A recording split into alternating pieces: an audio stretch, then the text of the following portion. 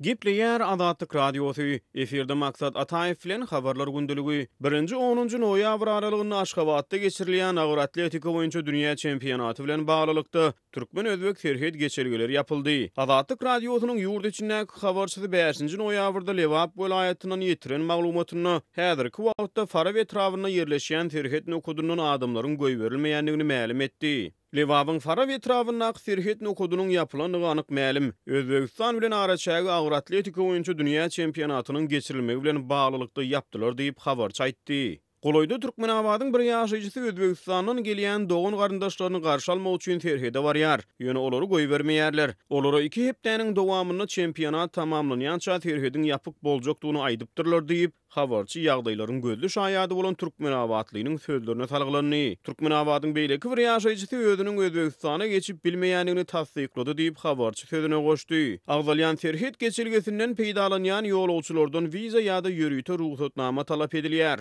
Türkmen özbek araçagynyň ýapylanlygy baradaky maglumatlary serhediň özbek tarapyndan bir ýaşaýjy hem tasdiklady. Buhara welaýatynyň Olat etrawynyň Amon adly ýaşaýjysy Azatlyk Radiosy bilen gurrun döşlükde agdalýan terhet geçirgeleri yapyk bolmagyna galýanyny unutady. Ozollar süwda satyk bilen meşgullanýan köp adam Türkmenistanyň Özbegistanyň Buhara welaýatyna sapar ederdi. Soňky 2 ýylyň dowamynda süwdegärleriň serhetden geçmegine ruhsat berilmeýär. Ýöne araçakdan aňyrda dogan garyndaşy bolan adamlaryň görme görüşe gidip gelmeklerine ruhsat berilýärdi diýip Azatlygyň Türkmenistanyň habarçysy belledi. Serhedin yapylmagy baradaky maglumatlary Azatlyk Radiosy häkimetlere tasdikladyp ýa-da inkar etdirip bilmeýär. Ýa-da geçen ýyl aýyna türkmen häkimetleri syýahat, sowda we ýaşaýyş wizasy bar bolan raýatlaryň Daşowut welaýatyna ýerleşýän türkmen özbek serhet geçirgelerinden sowda maksatly haryt geçirmeklerini gadagynçylyk girizipdi. Türkmen özbek serhediniň uzunlygy 1621 kilometr deň bolup, ol Türkmenistanyň Daşowut we Lewap welaýatlarynyň serhet çäklerini öz içine alýar. Galybersede Türkmenistanyň mundan ozal hem ýurtda geçirilýän halkara sport çärelerine gabatlap, goňşy döwletler bilen aradaky serhet geçirgeleri ýapylypdy. Geçen ýylyň sentýabr aýyny Aşgabatda ýapyk binalarda we söwüşdürlügi boýunça Aziýa oýunlarynyň geçirilmegi münasibetli Türkmenistan güýçlendirilen howpsuzlyk düzgünini oglan edipdi. Munyň bilen baglylykda serhetlerini ýapdy. Wiza düzgünlerini çäklendirdi hem de gümrük gödäwçiligini güýçlendiripdi. Türkmen hökümeti şu günler paýtagtda geçirilýän agyr atletika boýunça dünýä çempionaty bilen baglylykda yerli ilat üçin başga da käbir çäklendirmeleri girizdi. Ýarşyň 1-nji noýabrda geçirilen açylış dawarasy münasibetli Aşgabatyň protokol köçelerini awtolaw hereketi togtadyldy. Ertesi güni 2-nji noýabrda paýtagtyň agdalýan esasy köçelerini köpçülikleýin transport serişdeleriniň gatnagy çäklendirildi. Bular barada Azatlygyň ýurt içindäki habarçysy geçen any ony maglumat beripdi. Paýtagtyň demir gadagyndan gün ortasyna uğrayan Saparmurat Türkmenbaş şaýoly, Atatürk köçesi Garaşsyzlyk şaýoly, Bitaraplyk şaýoly protokol köçeleriň hataryna bolup olara birikýän 10 ýyl awadançylyk köçesi Atamurat Niýazow şaýoly hem esasy köçeleriň hataryna agdalýar. Şeýle-de Azatlygyň Aşgabatlyk habarçysynyň maglumatlaryna görä agdalýan sport ýarşynyň açylış dawarasyna taýýarlyk işlerini okuwçylardan, studentlerden, aň bilim we medeniýet pudunyň işgärlerinden düzülen 14-15 müň adamlyk topar 20-nji oktýabrdan bäri mejburi çärelere gatnaşdyryldy. Türkmenistanyň döwleti degişli köpçülikleýin habar serişdelerine agdalýan maglumatlar barada gurrun gozgolmaýar. Türkmenistan'dan Azatlyk Radiosynyň azathabar.com web saýtyna Sayfon 3 proxy ulgama arkaly howpsuz ýagdaýda girip bilersiňiz. Sayfon 3 siziň internetdäki şahsiýetiňiziň gizlinligini ýokary derejede üçin etýär. Türkmenistan'dan her günde Sayfon 3 arkaly 1,5 million gezek peýdalanylyp petiklenen saýtlary girilýär. Sayfon 3 dowamly özgörýär. Şonuň üçin ony her 2 hepdeden täzelep durmagy unutmaň. Azatlyk Radiosyny Sayfon 3 bilen howpsuz ýagdaýda iýdarla. Gepleýär Azatlyk Radiosy tez habarlar gündeligimizi dinleýärsiňiz. Gepleşige men Gözel Hudaýberdiýewa dowam etdirýärin. Türkmen Newit Döwlet Konserniň daşary ýurtly partnýory ondan 5 ýyl bäri garaşýan 8 million dollardan gowrak algysyny ýenide çenli alyp bilmeýänligini aýdýar. Bu barada Kiperli Intercomplect Ltd adly kompaniýanyň hukuk wekili hökmünde çykyş edýän Debt Recovery Solutions adly şirketiň resmisi Taras Kopi Azatlyk Radiosyna habar berdi. Taras Kopiň ma'lum etmegine görä, onuň müşterisine ýarym ýyl mundan öň türkmen partnýorlary bilen gepleşiklerinde belli bir öňü güdüşlük gazanmak başardypdyr. Türkmennewit umumy bergitiniň 15%-ni töläpdir. Hema şondan soň gepleşikler ýene-de petige dirilipdir. Olara şu ýylyň aprel aýynda bergitiniň 15%-ni belli bir şertlerde töletmek başardy. Mundan daşary müşterimiz köp ýyl mundan ozal Türkmenistana iýberen gurallaryny işletmek we tinlemek üçin öz hasabyna başga ýurtlardan bolan işgärleri alyp barmaga mezur boldy. Hutmundan soň müşterimize tölekleriň tölenip başlanjagyny we bergileri böleklerin üzmegi wada berdiler. Emma ine 6 ay boldy. Ertir bolar diýen wadalar bilen sypýarlar diýip Taraz Kopya Azatlyk radiosyna habar berdi. Türkmennewit döwlet konserniniň daşary ýurtly kompaniýanyň öňünde uly möçberli bergisiniň bardygy barada ilkinji gedek 2017-nji ýylyň noýabr aýynda ma'lum bolupdy.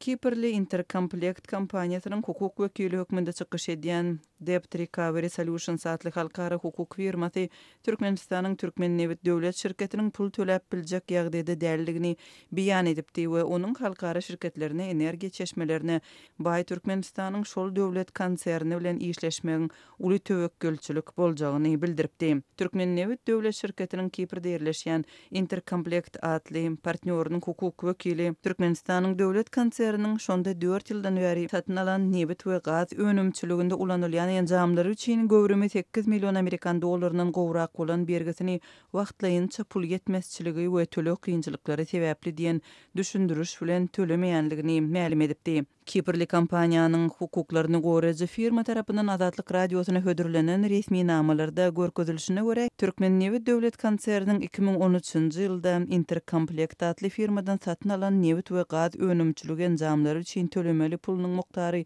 8 million 360 000-den gowrak Amerikan dollary möçberinde görkezilipdi. Taraplaryň arasynda 2013-nji ýylyň aprel aýynda gol çekilen şertnama laýyklykda Türkmenistanyň almagy göz öňünde tutan barlygy laboratoriýasy bilen nebit gaz känleriniň özleşdirilmeginde ulanylýan burawlaýjy göçme detha bilen bilelikde bu san 9 million Amerikan dollarynyň aşypdy.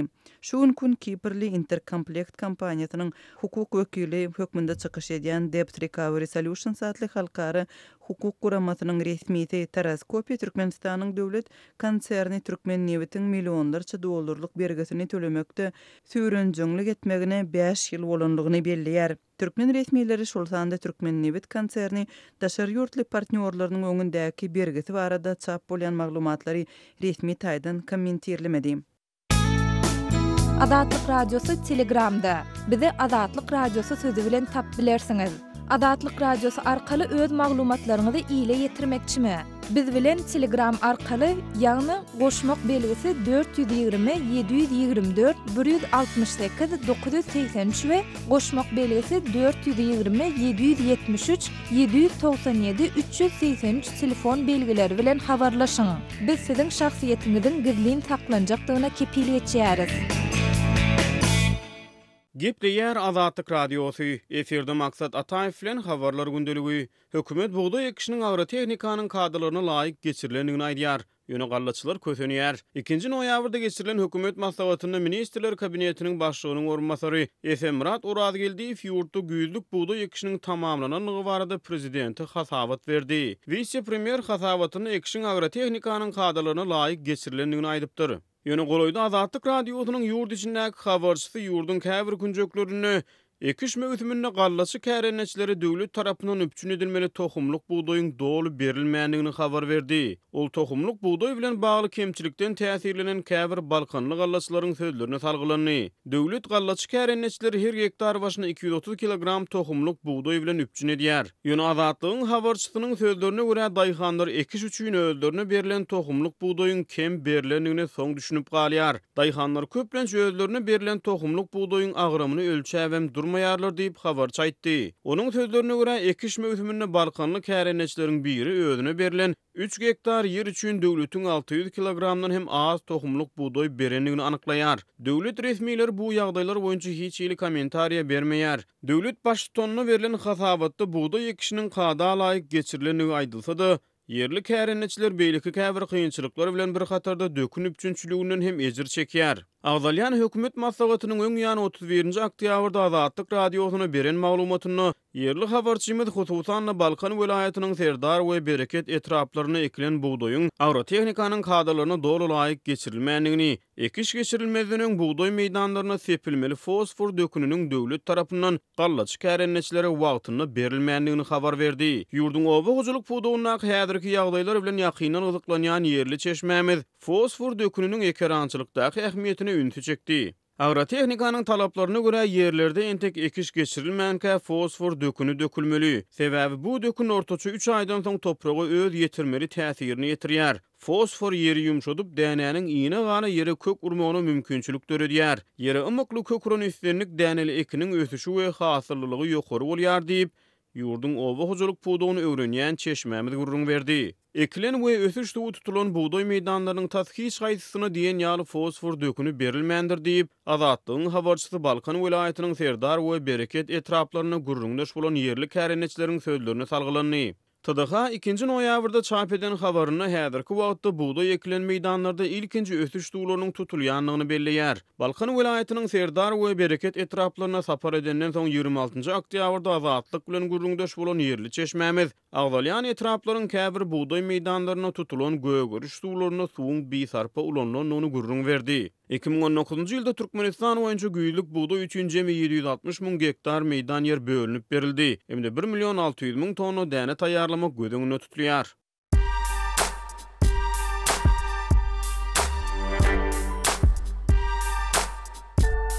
Gaderli dinleyijiler, indi siz Türkmenistanda bolup geçen soňky wakalary Azatlyk radiosynyň Odnoklassniki tahypasyndan hem izarlap bilersiňiz. Bu sosial ulgamda köp sany Türkmenistanlylaryň bardygyny nazarda tutup Azatlyk radiosy bu ýerde hem öz tahypasyny açyp maglumatlaryny ýerleşdirip başlady. Bize goşuluň.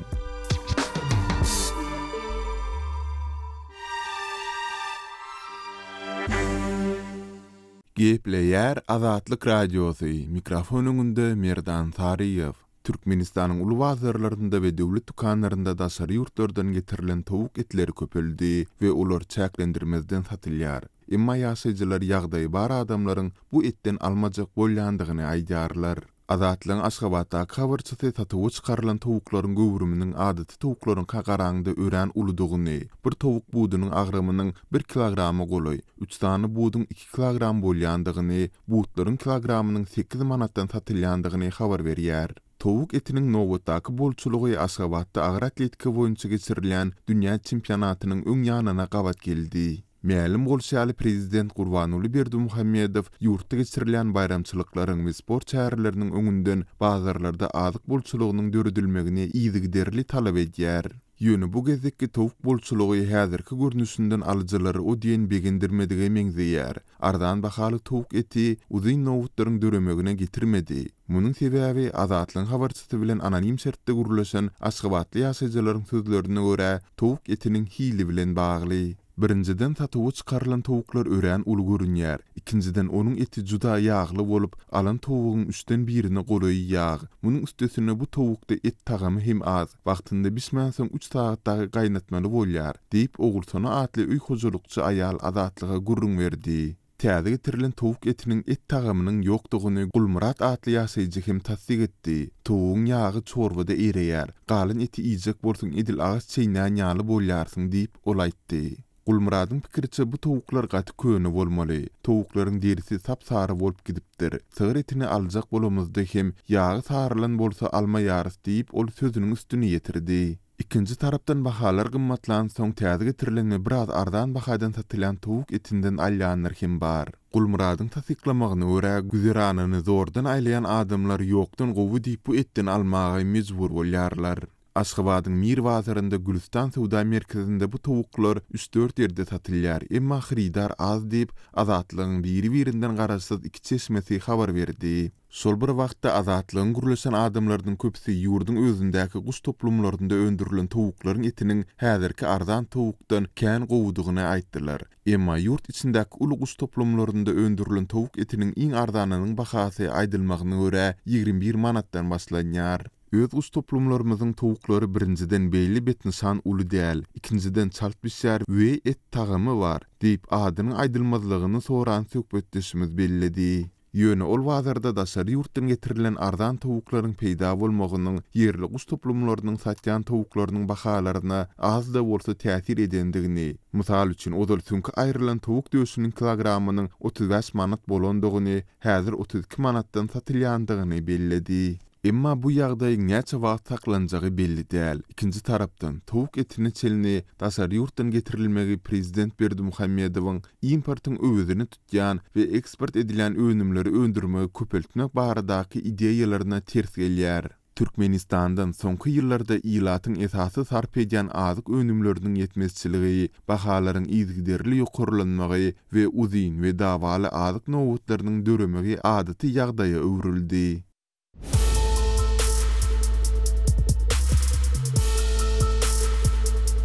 Öz sebitiňizde bolýan wakalar barada adatlyga maglumat bermek isleseňiz, biziň Facebook hasabymyza ýazyň.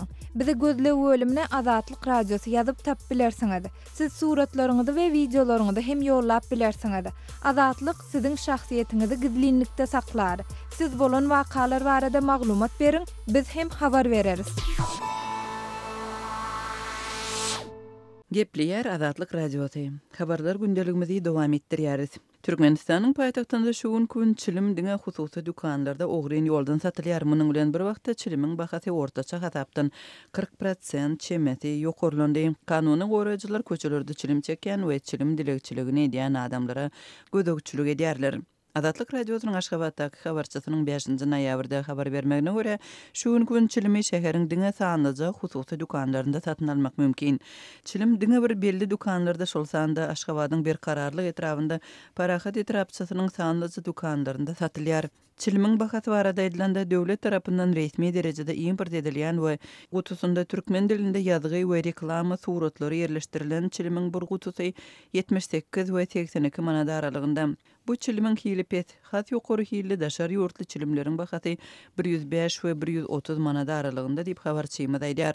Türkmenistanda ortaça aylyk 715 manada barabar. Habarçylarymyzyň söýlerine görä Türkmenistanda çilimiň bahasy soňky bir aý golay wagtyň dowamında ortaça hasapdan 40% çemeti gymmatlapdyr. Bu ýagdaýda çilimi bir-birden satyn almak tejribede hem ýaýbanlanýar. Emma bir-birden satylýan çilimiň bahasy hem ýokurlanyp şu gün Aşgabatda iň arzan bir çilim 5 manada durýar. Şeýle-de elde ýatalan temmäkiniň we nasyň bahasynyň hem ýokurlananlygyny habarçylarymyz belliýärler. Türkmenistanda nasyň we elde ýatalan temmäkiniň söwdasyna gadagançylyk bar. Bu söwda gizlin ýoldan amal aşyrylýar. Türkmenistanda resmi çilim söwdasy we importy doly döwletiň gözegçiliginde saklanýar. 2017-nji ýyldan bäri çilim söwdasy Söwda we Daşary gatnaşyklar ministrliginiň garamagynda. Türkmenistan üçin daşary ýurtlarda öndürilýän çilimiň hiline Saglygy saklaş we derman senaty ministrligi we Türkmenistan dartlary döwlet idarasy gözegçilik edýär. Şol bir wagtda döwlet dukanlarynda çilim soňky 2 ýylyň dowamında wagtal peýda bolýar. Soňky edek çilim oktýabryň aýagynda we noýabryň başynda jemi 4 güniň dowamında sanlyja sagatlap satyldy. Bahasy 25 manatdan. Her adama bir gutudan satyldy. Nowatlar dukanlaryň arka tarapynda boldy we çilimiň söwdasyna polisiýa hem howpsuzlyk bullaklarynyň işgärleri gözegçilik edip kameralara ýazgy aldy. Dip Azatlygyň habarçysy gurrun berýär. Munyň bilen bir wagtda hususanda paýtagtda köçelerde çilim dileýän adamlar ýygy-ýygydan duş gelýär. Çilim dilekçilerine we umuman köçede çilim çekkenlere garşy polisiýa tarapyndan çäre görülýär. Şuun gün 2 adam bolup bir çilimi satyn alyp jaýlaryň arka tarapynda çekip oturan adamlary gören polisiýa olary saklaýar. Käte raýat eşikli adamlar gelip olary polisiýa kitjek diýär. Şeýle-de awtoduralgalarda öz ulagynyň içinde çilim çekip oturan adamlary babatynda hem çäre görülýär. Polisiýa kitmek haýbaty bilen olardan 10 we 50 manat aralygynda jerime alýarlar diýip Aşgabatdaky habarçylarymyzyň biri gurrun berdi. Türkmenistanda açyk satywdaky çilim gytçylygy 2017-nji ýyldan bäri dowam edýär. Döwlet dukanlarynda bir näçe aýdan bir gedek çilim satylanda uly nowatlar basawaslyk döreýär. Soňky 2 ýylyň dowamında çilim söwdasyna resmi çäklendirmeleriň bir näçesi ýeridilipdi.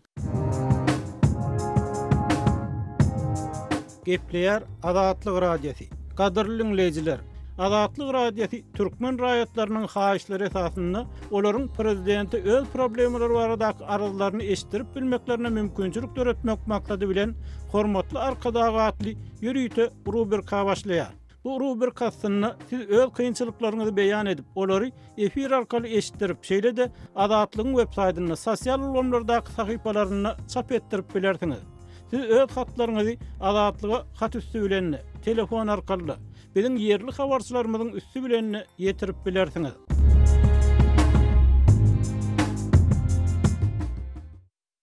Gepleýär Azatlyk radiosu. Habarlar gündeligini dowam etdirýär. Efirde siz bilen men Araz Perwiz. Birleşen Ştatlaryň Iranyň energiýa, gämi gatnawy, gämi gurulşy we maliýe sektoruna garşy gönüktirilen we Prezident Donald Trump tarapyndan en güýçli diýip atandyrılan täze sanksiýalary güýje girdi. 5-nji noýabrda ýer güýje giren sanksiýalar hakda Amerikan resmiýetleriniň entek beren bildirişi ýok.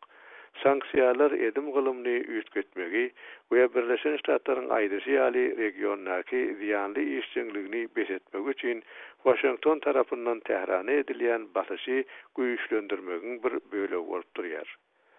Sanksiýalaryň täze tapgyryna aktam Iranyň müşterilerine ondan alýan nebitleriniň mukdaryny aşakladyp nola getirmek ýa-da Birleşen Ştatlaryň jedalary bilen ýüzbeýiz bolmak hakda duýduruş berdi. Ol şol bir wagtda da 180 gün möhlet bilen 8 jurisdiksiýa çykaryp, bu ýurtlaryň şu möhletiň dowamyna Irandan neft import ýerlemegine ruhsat etdi. Iranyň prezidenti Hasan Ruhani 5-nji noýabrda ýer bilen döwlet telewiziýanyny eden çykyşyna muňa jogap berip, Iran uruş ýagdaýy bilen ýüzbeýiz bolup durdy. Ruhani şeýle hem Iran Birleşen Ştatlaryň sanksiýalarynyň buýsanç bilen sawulyp geçip, nebitini satar diýip wada etdi. Amerika Iranyň nebitiniň satylmagyny nola getirmegi isledi. Ýöne biz neftimizi satmagy dowam etdireriz. Sanksiýalary döwmek üçin diýip Ruhani aýtdy. Bu aralykda Iranyň döwlet telekanaly ýurdun demir gazygyna barýan 2 günlük harby türgünleşige gatnaşan hawa hüjümlerinden gorunuş sistemalaryny görkezdi. Ondan bir neçe saat öň Trump sanksiýalary Birleşen Ştatlar tarapyndan Iranyň garşysyna giýilen iň berk sanksiýalar diýip atlandyrdy. Trump Amerikan sanksiýalarynyň öňkü tapgyrlary sebäpli Iranyň çekýän ykdysady gynçylyklaryna salgylanyp, Irana näme bolýanyny göreriz. Ýöne olaryň ýagdaýy gaw däl diýdi.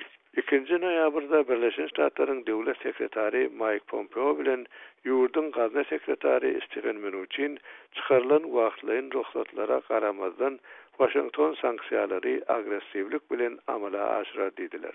Amerikan resmiýetleri jurisdiksiýalaryň 5-nji noýabrda aýan ediljekdigini aýtdylar. Ýöne Güney Koreýanyň resmiýetleriniň 5-nji noýabrda Reuters habar gullugyna aýtmagyna görä, Washingtondan maksimal egilişigi haýyş edellerinden soňra öýlerine Irandan wagtlaryň neft import edilme ruhsatynyň berilendigini aýtdylar. Irak bilen Türkiýede öýlerine ruhsat edilendigini ozallan aýdyp gelýärler.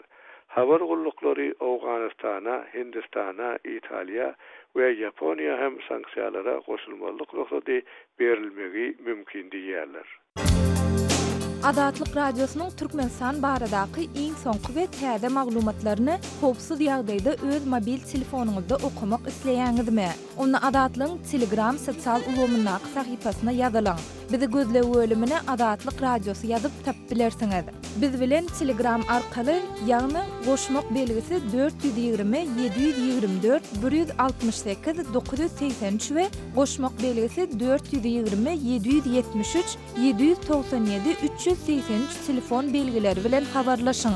Biz siziň şahsiýetiňiziň gizlin taklanjakdygyna kepillik etýäris.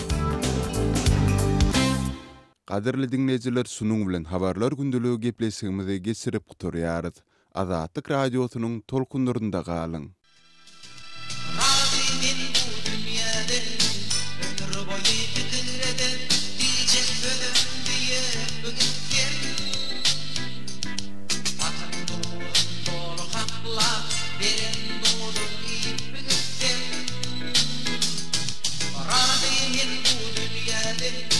Sen vakti ocar bana, bortu bütün köyü